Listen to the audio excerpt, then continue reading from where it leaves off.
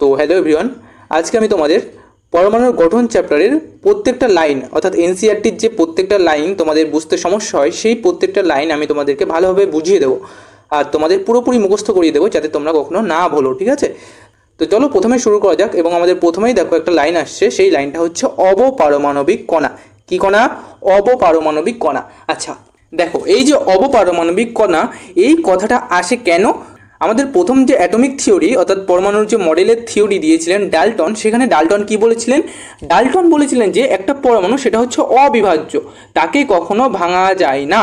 পরমাণু হচ্ছে একটা বস্তুর অথবা কোনো পদার্থের সবচেয়ে ক্ষুদ্রতম কণা, যেটা আর কখনো ভাঙা যায় না। কিন্তু এই চ্যাপ্টারে আমরা প্রথমেই দেখতে পাচ্ছি যে অবপারমাণবিক কণা। তো অবপারমাণবিক কণা মানে হলো, এই যে ডাল্টন যে কথাটা বলেছিল পরমাণু কখনো ভাঙা যায় না, সেটা ভুল। কারণ পরমাণুকে ভাঙা যায় এবং পরমাণুকে ভেঙে তিনটে পৃথক পৃথক কণা আমরা পাই। ঠিক আছে, কণাগুলোর নাম কি? কণাগুলোর নাম হচ্ছে একটা ইলেকট্রন, একটা হচ্ছে প্রোটন, একটা হচ্ছে নিউট্রন। এই যে তিনটে কণা আমরা একটা পরমাণু থেকে পেলাম, এই কণাগুলোকেই কি বলবো আমরা? অবপারমাণবিক কণা। অর্থাৎ পরমাণু থেকে যে কণাগুলো পাই আমরা, সেটাকেই আমরা কি বলবো? অবপারমাণবিক কণা। বোঝা গেল? এবার চলো আমাদের নেক্সট দেখো কি আছে লাইনটা। পরমাণু অবিভাজ্য নয়, এটা আমরা কিভাবে বুঝতে পারি? দেখো, পরমাণু যে অবিভাজ্য এটা কিন্তু ডাল্টন বলেছিলেন, বাট আমরা পরবর্তীতে জানতে পারি যে এটা ভুল। কিভাবে জানতে পারি সেটা? স্থির বিদ্যুৎ অধ্যায় অর্থাৎ স্ট্যাটিক কারেন্ট অধ্যয়ন, মানে সেই নিয়ে গবেষণা করার সময় আমরা কিন্তু জানতে পারি যে পরমাণু অবিভাজ্য নয়। আরও একটা কারণ দেখো, কোন অবস্থায় বিভিন্ন পদার্থ বিদ্যুৎ পরিবহন করে তার অধ্যয়ন থেকে আমরা কিন্তু প্রথম আভাস পাই যে পরমাণু অবিভাজ্য নয়, অর্থাৎ পরমাণু বিভাজ্য, পরমাণুকে ভাঙা যায়। কেন এই স্থির অধ্যয়ন থেকে জানতে পারি? কারণ দেখো, একটা কারেন্ট প্রবাহিত হওয়া মানে কি প্রবাহ হওয়া বলো? ইলেকট্রন প্রবাহ হওয়া, তাই তো? আর ইলেকট্রনটা কি? একটা পরমাণুর কণা, সেটা তো পরমাণু না। যখন কারেন্ট এই যে তার, এটা ধরে নাও তার, এই তারের মধ্যে দিয়ে যখন কারেন্ট প্রবাহ হয়, তখন বিজ্ঞানীরা লক্ষ্য করেন যে তারের মধ্যে অবস্থিত পরমাণু, যে ছোট ছোট ছোট ছোট পরমাণু, দ্বারা আমি দেখাচ্ছি, এই দেখো ছোট ছোট ছোট ছোট পরমাণু, এই পরমাণুগুলোর কিন্তু স্মরণ হচ্ছে না। কিসের স্মরণ হচ্ছে? তারা ভালো করে পর্যবেক্ষণ করে দেখে যে পরমাণুর ভিতরেও একটা কণা আছে, সেই কণাটার একটা স্মরণ হচ্ছে, অর্থাৎ ইলেকট্রনের একটা স্মরণ হচ্ছে, এবং সেই স্মরণের ফলে কিন্তু কারেন্ট উৎপাদন হচ্ছে। বোঝা গেল? তো এইভাবে কিন্তু আমরা প্রথম বুঝতে পারি যে পরমাণু অবিভাজ্য নয়, অর্থাৎ ডাল্টন কিন্তু ভুল বলেছিলেন আমাদের। ঠিক আছে, নেক্সট দেখো আমাদের পদার্থে বিদ্যমান আধানযুক্ত কণা, অর্থাৎ একটা পরমাণুর মধ্যে যে আধানযুক্ত কণাগুলো থাকে, প্রোটন, ইলেকট্রন, নিউট্রন, সেই কণাগুলোর বিষয় কিন্তু এখন আমরা পড়বো। চলো দেখো প্রথমেই কি লেখা আছে আমাদের। প্রথমেই দেখো, দুটো বস্তুকে একসাথে ঘষলে বস্তু দুটো আধানযুক্ত হয়ে যায়। কিভাবে আধানগ্রস্ত করতে পারো তুমি? তুমি যখন দুটো বস্তুকে, যে কোনো বস্তু তুমি নিতে পারো, যে কোনো বস্তু তুমি যদি নিজে হাতে হাতে ঘষা দাও তাহলেই কিন্তু আধান উৎপাদন হবে, কিন্তু সেটা অনেক কম আধান উৎপাদন হয়, সেই জন্য তুমি বুঝতে পারো না। তাহলে তোমরা আধান কিভাবে তৈরি করবা? দুটো বস্তু সাধারণভাবে ঘষলেই কিন্তু আধান তৈরি করতে পারবে। এবার দেখো, ইলেকট্রন শনাক্ত করেন জে থমসন। মোস্ট ইম্পর্টেন্ট তোমাদের রেলওয়ে এক্সামের জন্য। ইলেকট্রন শনাক্তকরণের পূর্বেই 1886 সালে, সালটা মনে রাখার দরকার নেই, গোল্ডস্টাইন নামটা মনে রাখবা। গোল্ডস্টাইন কিন্তু প্রথম কি আবিষ্কার করে? প্রোটন আবিষ্কার করে। গোল্ডস্টাইন কি আবিষ্কার করে? প্রোটন আবিষ্কার করে। তো প্রোটন আবিষ্কারের জন্য দেখো কিভাবে প্রোটন আবিষ্কার করে। গ্যাস মোক্ষণ নালীতে নতুন বিকিরণ আবিষ্কার করেন, এই রশ্মিকে তিনি ক্যানাল রে অথবা ক্যানাল রশ্মি নামে অভিহিত করেন। তো বলবা যে দাদা ক্যানাল রশ্মিটা কি? তো সোজা কথায়, সোজা বাংলায়, ক্যানাল রশ্মিটা হচ্ছে একটা পজিটিভ চার্জের স্রোত, একটা প্রোটনের স্রোত হচ্ছে ক্যানাল রশ্মি। ঠিক আছে, বোঝা গেল? ক্যানাল রশ্মি কাকে বলে? প্রোটনের স্রোতকেই ক্যানাল রশ্মি বলা হয়। এই ধনাত্মক রশ্মি অথবা ক্যানাল রশ্মি থেকেই একটি অবপারমাণবিক কণা আবিষ্কৃত হয়েছিল। এই অবপারমাণবিক কণার আধানের মান ইলেকট্রনের আধানের সমান, কিন্তু বিপরীত ধর্মী, অর্থাৎ ইলেকট্রনের চার্জ আমরা কি জানি? নেগেটিভ, তাই তো? কিন্তু ক্যানাল রশ্মি থেকে যেই অবপারমাণবিক কণাটা আবিষ্কৃত হয় তার চার্জ হচ্ছে বিপরীত ধর্মী, অর্থাৎ পজিটিভ। বোঝা গেল? তাহলে সেটা কিসের কথা বলছে? প্রোটনের কথা বলছে। এর ভর মনে রাখবো ভালো করে, ইলেকট্রনের ভরের 2000 গুণ হচ্ছে এর ভর। দেখো, ধরো তোমরা দেখলে যে একটা বস্তুর ওজন 2000 কেজি, ঠিক আছে, আর একটা বস্তুর ওজন হচ্ছে 1 কেজি। ঠিক আছে, তাহলে এখানে তোমরা কি বলতে পারি যে 2000-এর সাথে 1 কেজি যুক্ত করাটা বিশাল একটা মহত্ব কাজ হবে? কোনো কাজ হবে না। সেই জন্য পরমাণুর ভর ক্যালকুলেশনের জন্য আমরা ইলেকট্রনটাকে বাদ দিয়ে দিই, কারণ ইলেকট্রনের ভর দেখো অনেক কম। এরপরে দেখো আমরা কি কি দিয়ে ডিনোট করি সেটা বোঝাচ্ছে। যেমন ইলেকট্রনকে ডিনোট করি ই মাইনাস অর্থাৎ ই নেগেটিভ দিয়ে প্রকাশ করি, কারণ এর চার্জ হচ্ছে নেগেটিভ। প্রোটনকে কি দিয়ে প্রকাশ করি? পি পজিটিভ, ঠিক আছে। এদের চার্জ দেখো +1 হিসেবে ধরা হয়, আর ইলেকট্রনের চার্জ হচ্ছে -1 হিসেবে আমরা ধরতে পারি। এবার চলো আমাদের মেন টপিকে চলে যাওয়া যাক। দেখো মেন টপিকটা হচ্ছে আজকে পরমাণুর স্ট্রাকচার অথবা পরমাণুর গঠন। কে কেমন থিওরি দিয়েছিলেন, কেমন মডেল দিয়েছিলেন, সেই সব বিষয়ে আজকে আলোচনা হবে। দেখো মডেলের মধ্যে আমাদের প্রথম মডেলটা আসে থমসনের পরমাণু মডেল অথবা থমসনস মডেল অফ অ্যাটম, ঠিক আছে। থমসন প্রথম যে অ্যাটমিক থিওরিটা প্রকাশ করেন সেটা ক্রিসমাস পুডিংয়ের মডেলের মতো, ঠিক আছে। ক্রিসমাস পুডিং মানে কি? ক্রিসমাস পুডিং মানে হচ্ছে দেখো ইনি যে মতামতটা দিয়েছিলেন সেটা হচ্ছে একটা পুডিংয়ের মতো, মানে এই যে একটা ধরো তরমুজের মতো, তার ভিতরে মানে একটা স্ফিয়ার থাকবে, তার ভিতরে দেখো ইলেকট্রনগুলো এরকমভাবে ছড়িয়ে ছিটিয়ে মানে দানার মতো করে আছে, ঠিক আছে, তরমুজের দানার মতো, ঠিক আছে। তো এই যে মতামত উনি দিয়েছিলেন এটাকে কি বলা হয়? প্যান পুডিং মডেল বলা হয়। বোঝা গেল? এবার তোমাদের আসে এই যে ছকটা, এই ছকটা পুরোপুরি তোমরা ক্যান্সেল করে দিতে পারো, বাদ দিতে পারো। নেক্সট দেখো, নেক্সট আসছে আমাদের যে থমসন যে মতামতটা দিয়েছিলেন সেটা আমাদের মোস্ট ইম্পর্টেন্ট। থমসনের মতে একটি পরমাণু ধনাত্মক আধানগ্রস্ত গোলক দ্বারা গঠিত। তো থমসনের মতে থমসন যে আমি বললাম যে স্পেয়ারটা গঠন করেছিলেন সেই স্পেয়ারটা পুরোটা হচ্ছে প্রোটন দিয়ে তৈরি, ঠিক আছে। ওর মধ্যে কিন্তু সমানে সুষমভাবে প্রোটন মানে বিস্তৃত, পজিটিভ যে চার্জটা সেটা হচ্ছে সুষমভাবে বিস্তৃত, কোনো জায়গায় বেশি কোনো জায়গায় কম এরকম কিন্তু না। এবার এই যে বিস্তৃত থাকে প্রোটন কণাগুলো, তার মধ্যে ইলেকট্রন কণা কিন্তু এরকমভাবে তরমুজের দানার মতো ছড়িয়ে ছিটিয়ে থাকে। দেখো ইলেকট্রনগুলি তাতে অন্তঃস্থাপিত হয়ে থাকে, অর্থাৎ ইলেকট্রনগুলো কিন্তু ওই যে তরমুজের দানা যেমনভাবে থাকে তেমনভাবে থাকে। ধনাত্মক ও ঋণাত্মক আধানের মান সমান হয়, তাই পরমাণুটির বিদ্যুৎ প্রশম বা তড়িৎ উদাসীন হয়। তো এখানে তোমরা সাধারণভাবে দেখে বুঝতে পারবে, মানে মনে হবে যে প্রোটন তো বেশি আছে ইলেকট্রন কম আছে, কিন্তু এরকম না। উনি যেমনভাবে বলেছিলেন যে এই যে পরমাণু, এটা যদি একটা পুরো পরমাণু হয় তাহলে এই পরমাণুর মধ্যে প্রোটন মানে টোটাল প্রোটনের চার্জ যা হবে টোটাল ইলেকট্রনের চার্জ ঠিক সমান হবে এবং বিপরীতধর্মী হবে। এই জন্য একটা পরমাণু নিউট্রাল হয়। তো পরমাণু নিউট্রাল কেন হয় সেই প্রমাণটা কিন্তু উনি দিতে পারেন, ঠিক আছে।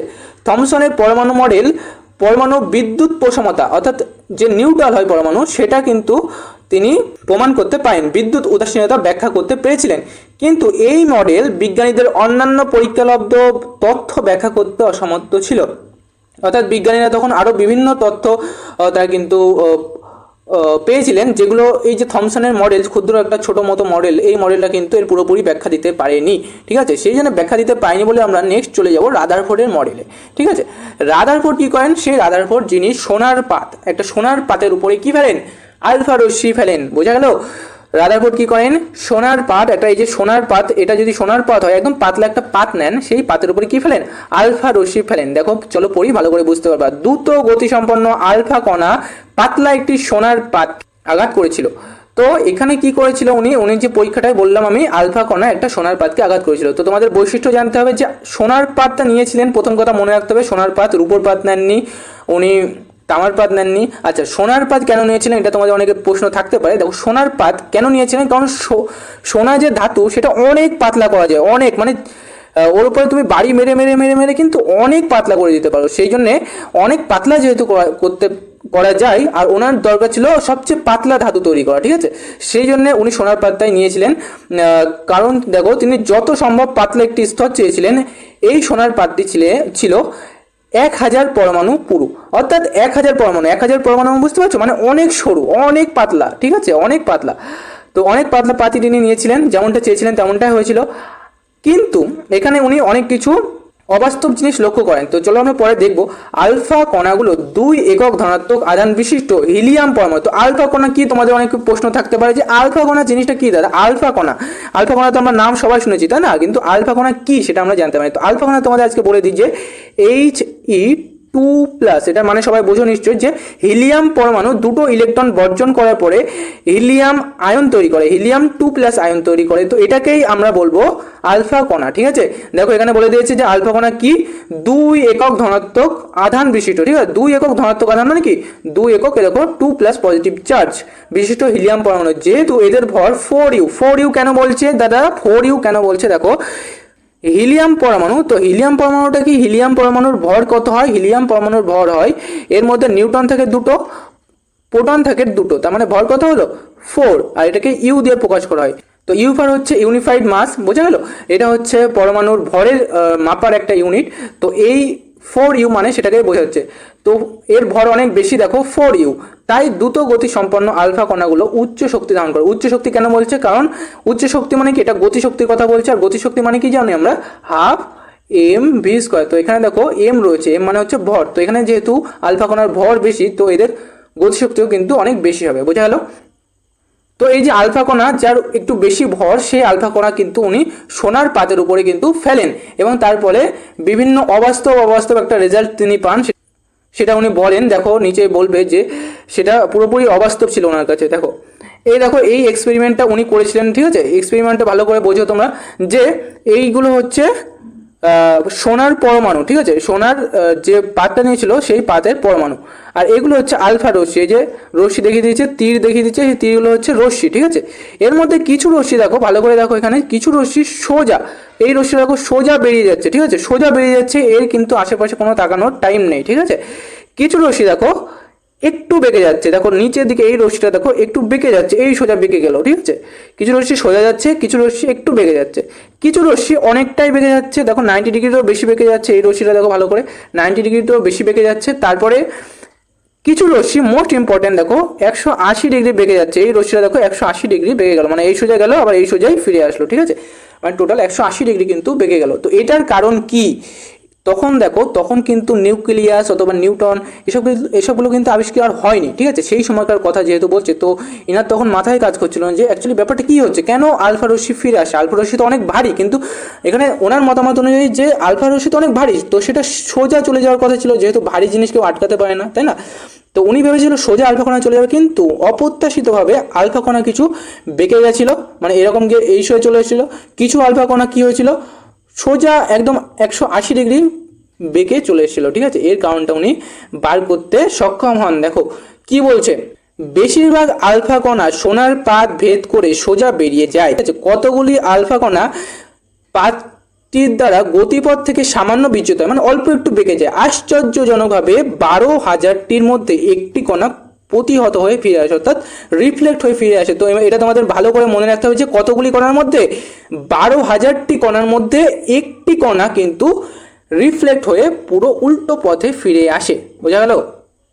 তো তোমাদের এখানে একটা ইন্টারেস্টিং কথা আছে, দেখো রাদারফোর্ড কেমনভাবে, মানে উনি যে আশ্চর্য হয়েছিলেন সেটা কেমনভাবে বুঝিয়েছিলেন। দেখো রাদারফোর্ডের কথায়, তুমি যদি টিস্যু পেপারের একটি টুকরোকে 15 ইঞ্চি গোলা দিয়ে আঘাত করো, ঠিক আছে? একটা টিস্যু পেপার নিলে, সেই পেপারে তুমি 15 ইঞ্চি একটা গোলা বানালে, অন্য কিছু মানে কোনো ধাতুর গোলা বানালে দিয়ে সেটা আঘাত করলে, ঠিক আছে? তো এমন করার পরে যদি তুমি দেখতে পাও যে এটা ঘুরে, সেই গোলাটা ঘুরে আবার তোমার দিকেই ফিরে আসে, তাহলে সেটা অবশ্যই অনেক বিস্ময়কর হবে। সেটাই উনি এতটাই অবাক হয়ে গিয়েছিলেন যে উনি এটার সাথে তুলনা করেছে, যে একটা হালকা পাতলা টিস্যু পেপার নিলে, ওই টিস্যু পেপার এখানে একটা বড় 15 ইঞ্চির গোলা নিলে, অর্থাৎ বোম নিলে, সেটা দিয়ে যদি আঘাত করো, তাহলে সেটা আবার উল্টো পথে ফিরে আসার যে ঘটনা, যে অবাক হওয়ার মতো ঘটনা, সেটা উনি প্রকাশ করেছিলেন।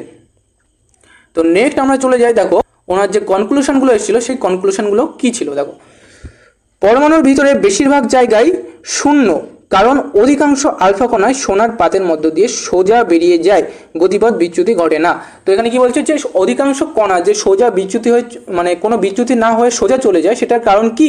সেটার কারণ হচ্ছে পরমাণুর ভিতরে অধিকাংশ, অর্থাৎ বেশিরভাগ জায়গায় কিন্তু শূন্য, অর্থাৎ ফাঁকা, বেশিরভাগ জায়গায় কি ফাঁকা, ঠিক আছে? সেই জন্য সোজা চলে যাচ্ছে।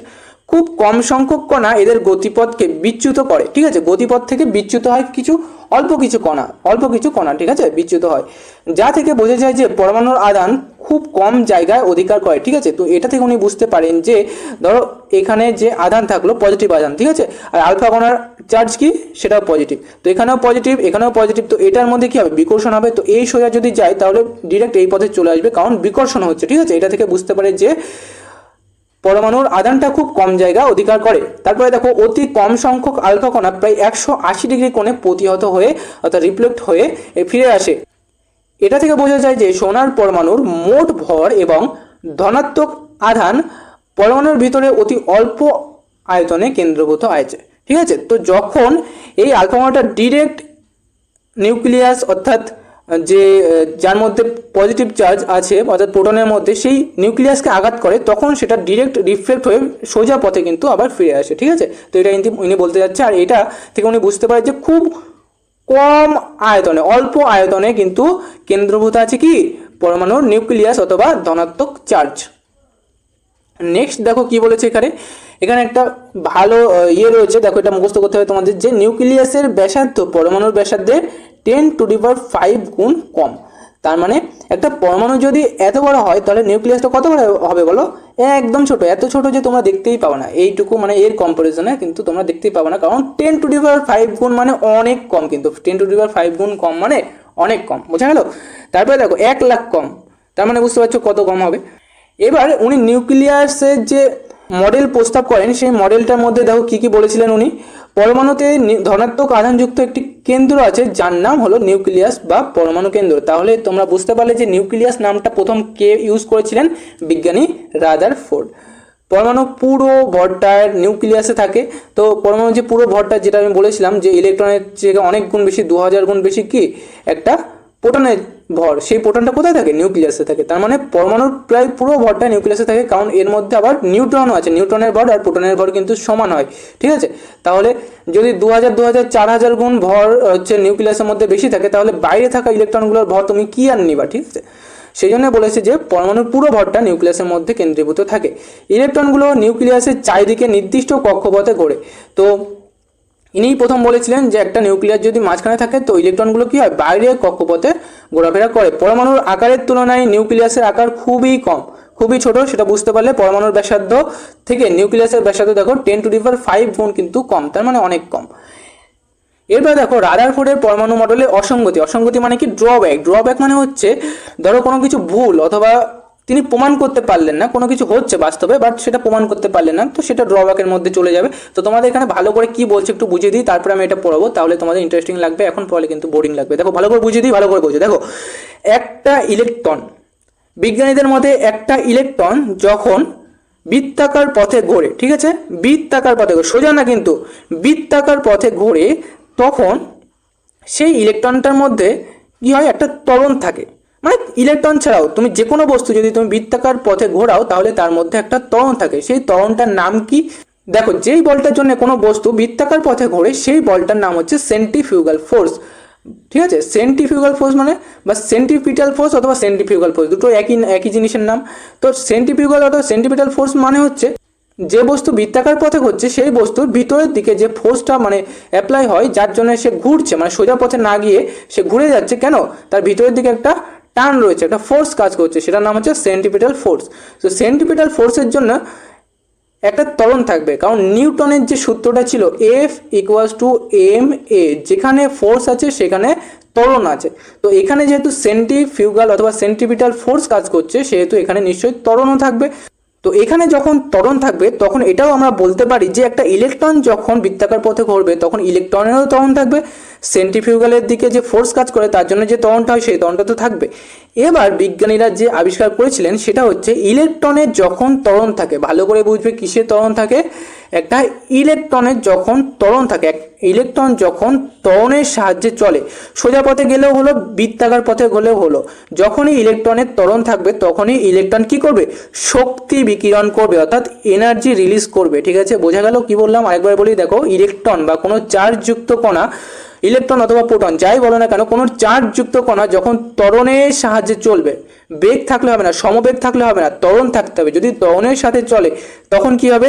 তখন এনার্জি তারা খরচ করবে, চার্জটা এনার্জি খরচ করবে। আর এনার্জি খরচ করার পরে কি হবে? দেখো ইলেকট্রনের মধ্যে তো তুমি সাথে সবসময় এনার্জি দিতে থাকছো না, কেউ এনার্জি দিচ্ছে না, ওর যা এনার্জি আছে তাই। তো সেই এনার্জি যখন সে খরচ করবে অর্থাৎ বার করে দেবে তখন কি হবে? এনার্জি শেষ হয়ে যাবে। তারপরে কি সে আর ঘুরতে পারবে? সে ঘুরতে পারবে না। সে ঘুরতে ঘুরতে সে কিন্তু নিউক্লিয়াসের মধ্যে পড়ে যাবে, যেহেতু ইলেকট্রন মানে এনার্জি খরচ করছে। কিন্তু বাস্তবে কি এটা হয়? এটা হয় না। তো এটা কেন হয় না, কি জন্য হয় না, এটার কারণটা উনি মানে বিজ্ঞানীরা রাদারফোর্ডের কাছে চেয়েছিলেন, তো রাদারফোর্ড কিন্তু এর কারণটা দিতে পারেননি। চলো এবার দেখো, এটা ভালো করে পড়ো, এবার বুঝতে পারবে তোমরা। ইলেকট্রনের বৃত্তাকার কক্ষপথে পরিক্রমণ সুস্থির হতে পারে না। কেন সুস্থির হতে পারে না? অর্থাৎ সুস্থির মানে কি? স্টেবল হতে পারে না। বৃত্তাকার কক্ষে প্রদক্ষিণ করলে যে কোনো আধানযুক্ত তাড়িত কণা, অ্যাক্সেলারেটেড কণা কি হয়? মানে তাড়িত হয়, কোনো বৃত্তাকার পথে ঘুরলে সেটা তাড়িত হয়, অর্থাৎ ত্বরণ থাকে তার মধ্যে, যেটা আমি বললাম সেন্ট্রিফিউগাল। আহিত অথবা চার্জ কণা ত্বরিত হলেই শক্তি বিকিরণ করবে। আমি কি বললাম, যখনই একটা চার্জ কণা ত্বরণের সাথে চলবে তখন সে কি করবে, শক্তি বিকিরণ করবে। অতএব ঘূর্ণায়মান ইলেকট্রনও শক্তি হারাবে, তাই না? শক্তি যখন বিকিরণ করবে তখন কি করবে, শক্তি হারাবে, অবশেষে পরমাণু কেন্দ্রে পতিত হবে। যদি তাই হতো তবে পরমাণু খুবই অস্থির অথবা আনস্টেবল হতো। পদার্থ যেভাবে আছে সেইভাবেই থাকতে পারতো না। পরমাণু আনস্টেবল হতে তো পরমাণু দিয়েই তো পদার্থ তৈরি, তাহলে পরমাণু আনস্টেবল হলে পদার্থ স্টেবল হতো কি করে? পদার্থ স্টেবল আমরা দেখতে পাই, কিন্তু আমরা জানি যে পরমাণুগুলি হচ্ছে সুস্থির। তো এটা কেন হচ্ছে, এর কারণটা কিন্তু রাদারফোর্ড মশাই দিতে পারেন না। তো এটা ওনার ড্রব্যাক, মানে ওনার পরমাণু মডেলে একটা ড্রব্যাক থেকে যায়, ঠিক আছে। তো নেক্সট এই ড্রব্যাক পূরণ করতে আমাদের কি আছে, বোর মশাই চলে আসে। বোরের মডেল চলে আসে। এরপরে বোরের মডেলে দেখো, প্রথমে কি বলে, বোরের মডেলে দেখো স্বীকার্য ধরে নেয় উনি, কিছু কি ধরে নেন, স্বীকার্য ধরে নেন। স্বীকার্য মানে কি, ধরো তোমরা অঙ্ক করছো, অঙ্ক অনেক সময় কি করো, কি ধরো তোমরা, এক্স ধরো, তাই তো? এই যে এক্স, এটাই হচ্ছে একটা স্বীকার্য, মানে প্রথমে ধরে নিই আমরা এর উত্তর এক্স, ঠিক আছে। এরকম আমরা বলে মানে প্রথমে কিছু স্বীকার্য মানে ধরে নিই, সেই রকম উনিও ধরে নেয়, বড় কিছু ধরে নেয়, সেই ধরে নেওয়াটাকে বলা হয় স্বীকার্য। কি কি ধরে নেন উনি, পরমাণুর ভিতরে কেবল কতগুলো বিশেষ কক্ষপথই অনুমোদিত, অর্থাৎ উনি ধরে নেন যে উনি মানে এই যে রাদারফোর্ডের মডেলে যে কক্ষপথ নিয়ে ঝামেলা হয়েছিল, মানে কক্ষপথে ইলেকট্রনগুলো যখন কক্ষপথে করবে তখন কি হবে, ইলেকট্রনগুলো মানে ভিতরে পড়ে যাবে, এরকম একটা ব্যাপার হয়েছিল। তো উনি প্রথমেই ধরে নেন যে বিশেষ কক্ষপথ মানে স্পেশাল, মানে কক্ষপথগুলো স্থির থাকবে। একটা পরমাণুর মধ্যে যে একটা পরমাণু থাকলো, এটা নিউক্লিয়াস, এই পরমাণুর নিউক্লিয়াসগুলো মানে বাইরের কক্ষপথগুলো সবসময় স্থির থাকবে, ঠিক আছে। আর যাই হোক স্থির থাকবে কক্ষপথগুলো, ঠিক আছে। এই কক্ষপথগুলোকে অসংলগ্ন কক্ষপথ বা ডিসক্রিট অরবিট বলা হয়, মানে একে অপরের সাথে মিশবে না, ঠিক আছে। অসংলগ্ন অনুমোদিত কক্ষপথ প্রদক্ষিণকালে ইলেকট্রন শক্তি বিকিরণ করে না। তো এই যে আগের মানে রাদারফোর্ডের পরমাণু মডেলে যে ত্রুটিটা থেকে যায় যে ইলেকট্রন শক্তি বিকিরণ করবে কি করবে না, তো ইনি প্রথমেই সেটা ধরে নেন যে না, কোনো ইলেকট্রন শক্তি বিকিরণ করবে না। কেন করবে না, কারণ ইলেকট্রন যে একটা নিউক্লিয়াসের চারিপাশে ঘোরে, সেই ঘোরাটা ইলেকট্রন নিচে থেকে ঘোরে না, এটা হচ্ছে কক্ষপথের উপর ডিপেন্ড করে। উনি কি ধরে নেন, উনি সবচেয়ে বিশেষ প্রায়োরিটি দেন হচ্ছে কক্ষপথের উপরে, নাকি ইলেকট্রনের উপর। ইলেকট্রনের উপর তিনি মানে প্রায়োরিটিটা দেন না, তিনি দেন হচ্ছে কক্ষপথের উপরে। তো কক্ষপথ স্থির থাকে, যার জন্য ইলেকট্রন স্থির থাকে, এটাই উনি বলে দেন। সেই জন্য ওনার কিন্তু যে মডেলটা তার মধ্যে ড্রব্যাক আসে না, ঠিক আছে। এরপরে দেখো যে কক্ষপথগুলি উনি মানে প্রায়োরিটাইজ করে, সেই কক্ষপথগুলোকে বলা হবে শেল অথবা খোল, ঠিক আছে। শেল কথাটা মনে রাখবা। আর গুলোকে শক্তি স্তর অথবা এনার্জি লেভেল হিসেবে ধরে নেন। শক্তি স্তর এনার্জি লেভেল কেন ধরে নেন, কারণ সেই যে কক্ষপথ, সেই কক্ষপথের মধ্যে যে শক্তিটা থাকে, সেই শক্তিটা কিন্তু সবসময় স্থির থাকে। আগের বার যে কথাটা হচ্ছিল ইলেকট্রনের শক্তি হারাবে না, ইলেকট্রনের শক্তি না, ইনি ধরেছিলেন যে কক্ষপথের শক্তি। তো কক্ষপথ স্থির থাকছে, কক্ষপথে যাওয়া আসা করছে না, সেই জন্য কক্ষপথে যে শক্তিটা সবসময় স্থির থাকছে, যার জন্য পরমাণু স্টেবল থাকছে। সেই জন্য এই বোরের মডেলটা সবচেয়ে বেশি গ্রহণযোগ্য পেয়েছে, ঠিক আছে। দেখো উনি যে কক্ষপথগুলো, সেই কক্ষপথগুলো বিশেষ নাম দেন, সেই নাম দিয়ে চিহ্নিত করেন, কে, এল, এম, এন, তারপরে আছে ও, পি, কিউ পর্যন্ত 7টা কক্ষপথের নাম ধারণ করেন। সেই নামগুলো দেখো, কে, এল, এম, এন, ও, পি, কিউ, আর নাম্বার দিয়ে যদি বলে 1 2 3 4 5 6 7 এই দিয়ে প্রকাশ করেন। তো এরপরে আসছি, চলো এরপরে দেখো নিউটন নিয়ে উনি কথা বলেন। নিউটন কিভাবে আবিষ্কার হয় দেখো, কে আবিষ্কার করে আগে জানো, জে চ্যাডউইক। কে, জে চ্যাডউইক, মনে থাকবে, জে চ্যাডউইক প্রথম নিউটন আবিষ্কার করেন। আরেকটি অবপারমাণবিক কণা, অবপারমাণবিক মানে কি তোমাদের আগেই বলেছি। অবপারমাণবিক মানে হচ্ছে নিউট্রন, প্রোটন আর ইলেকট্রন, মানে পরমাণুর ভিতরে যেগুলো থাকে সেগুলোকেই বলা হয় অবপারমাণবিক কণা। কণাটি আধানহীন এবং এর ভর প্রোটনের ভরের প্রায় সমান হয়। তো নিউটনে কোনো আধান থাকে না, নিউটনের চার্জ কত, 0, আর এটার ভর একটা প্রোটনের ভরের সমান হয়, অর্থাৎ ইলেকট্রনের ভরের কত গুণ, 2000 গুণ। বোঝা গেল। অবশেষে এটার নাম দেওয়া হয় নিউটন। কি নাম দেওয়া হয়, নিউটন। হাইড্রোজেন ব্যতীত সকল পরমাণুর কেন্দ্রেই নিউটন থাকে, মানে হাইড্রোজেন নিউটন থাকে না জাস্ট, বাট সব কটা পরমাণুর ভিতরে কিন্তু নিউটন থাকে। কিন্তু হাইড্রোজেনেরও 3টে আইসোটোপ আছে, আমি বলেছিলাম আগের লেকচারে। হাইড্রোজেনের কটা আইসোটোপ আছে, 3টে আইসোটোপ, ঠিক আছে। একটা হচ্ছে পোটিয়াম, একটা হচ্ছে ডয়টেরিয়াম, একটা হচ্ছে ট্রিটিয়াম। তো পোটিয়ামের মধ্যে কোনো পোটিয়াম অর্থাৎ সাধারণ হাইড্রোজেন, তার মধ্যে কোনো নিউট্রন থাকে না। বাকি দুটো ডয়টেরিয়াম অথবা ট্রিটিয়াম, এদের দুটোর মধ্যে কিন্তু আমরা নিউট্রন দেখতে পাই। বোঝা গেল। এরপরে দেখো নিউটনকে এন দ্বারা বোঝানো হয়। নিউটনকে কি দ্বারা ডিনোট করা হয়, এন দ্বারা ডিনোট করা হয়। অতএব একটি পরমাণুর ভর হচ্ছে ওই পরমাণুর নিউক্লিয়াসের প্রোটন ও নিউটনের ভরের সমষ্টি। মোস্ট ইম্পর্টেন্ট, পরমাণুর মাস অথবা ভর, মাস হয় সমান সমান যতগুলো প্রোটন আছে তার ভর অর্থাৎ জেড, যেটাকে কি বলি আমরা, যেটাকে পারমাণবিক সংখ্যা অর্থাৎ প্রোটন সংখ্যা এবং নিউট্রন সংখ্যা অথবা এন। ঠিক আছে, তো এই সূত্রটা মনে রাখবা যে পরমাণুর ভর সমান সমান হয় পারমাণবিক সংখ্যা যোগ নিউটন সংখ্যা, অর্থাৎ যতগুলো প্রোটন আছে সেই সংখ্যাটা যোগ যতগুলো নিউটন আছে সেই সংখ্যাটা। বোঝা গেল? তো চলো আজকের লেকচার এই পর্যন্ত। আমাদের পরের লেকচারে আমরা বাকি পার্টটা আলোচনা করব। তো ভিডিওটা ভালো লাগলে একটা অবশ্যই লাইক করে দিও। তো পার্ট 2 জন্য তোমরা আমার চ্যানেলটাকে ভালো করে সাবস্ক্রাইব করে দিও আর কমেন্ট করো। যদি তোমাদের কোনো মানে কোনো কনসেপ্ট বুঝতে সমস্যা হয় তাহলে সেটা আমাকে তাড়াতাড়ি কমেন্টে জানিয়ে দাও। Thank you.